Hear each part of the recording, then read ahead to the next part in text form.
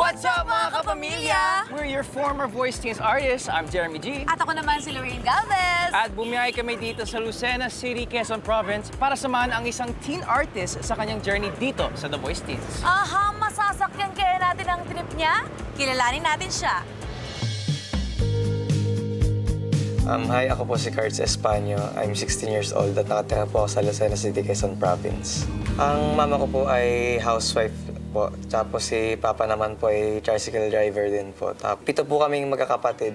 Ako po ay pangatlo sa panganay. Sa ngayon po, ako po ay nag-aaral pa po.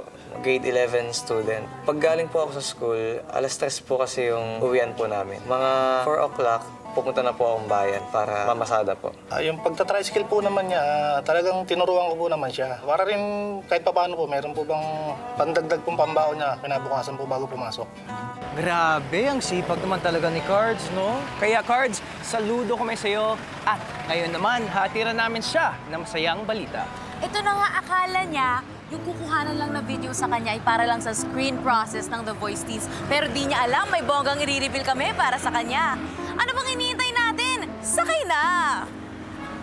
Nag-aanod na po kami nung parang sa tricycle na po, nung nagdadrive na po ako. Bigla pong nag-cut dun sa may kanto po dun sa tabi po ng highway. Kukuha ko ng pasahero, tapos sasakay dito. Mas mukhang totoo. Tapos dahil gawa daw parang wala daw pong pasahero po, gano'n. Naghanap po siya ng pasahero. Grabe naman. Cards, no? Basta. Uy, kita ko, namamasada ka. Pwede ba kami sumakay dyan? Pwede ah. Hindi ko po alam kung bakit may dala pong bayong.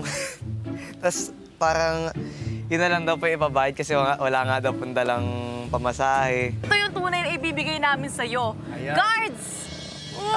Cards! Congratulations, Cards. You are invited to the blind audition of The Voice Team. Oh my God! Cards!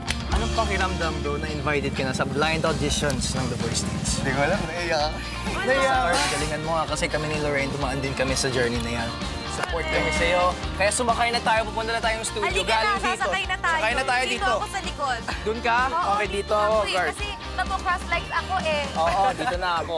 Congratulations, Cards! Yeah, Cards! Bye, guys! Let's go!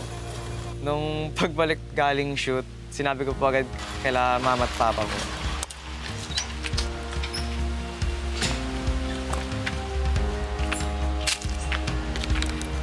Pasok na ako. Ha? Hindi ko... Pasok na blind audition. Crush! Ay, ka!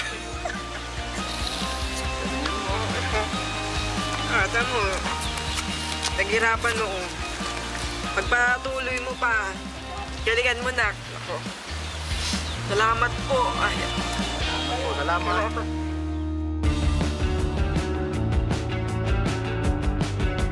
Kamusta naman kayo?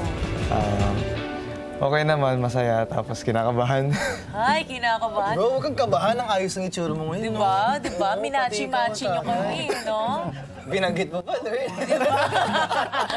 Naman natin yung pinagdaanan natin yung pandemic at it affected everyone differently. Pero para sa inyo, Medyo mahirap din kasi pinasok ko din yung pagpapahinante ng mga araw na yun. Yung nagbubuhat ng mga bote-bote ng mga ketchup, yan. Mga dinadala pa sa mga third floor ng grocery stores, yan. Yung pagsubok mo na yun, paano kanya matutulungan sa pagsabak mo dito sa The Voice Teens? Kaharapin ko kahit gaano kahirap. Para makatulong ako ito, sumali ako dito sa The Voice. good luck. Galingan mo, bigay mo yung best mo. Basta tandaan mo kahit anong susuportahan ka namin, nasa likod mo kami ng mama mo. Papa, thank you dahil sinamahan mo ako dito kahit napakalayo ng binyahe mo. Kaya pagsisikapan kong gagalingan ko para sa'yo.